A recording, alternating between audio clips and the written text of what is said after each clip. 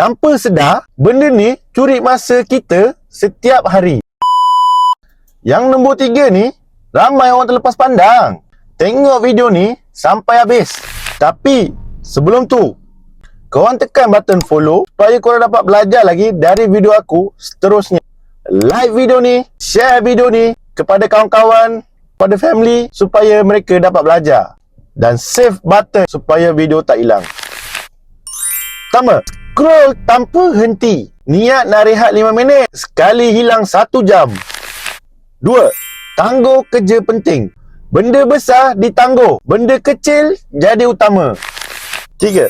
Hidup tanpa disiplin. Bangun ikut mood, tidur ikut rasa. Akhir kata, masa tak pernah hilang, kita yang terlepas. Cuba korang komen, tip nombor berapakah yang paling kena dengan korang? Sila komen.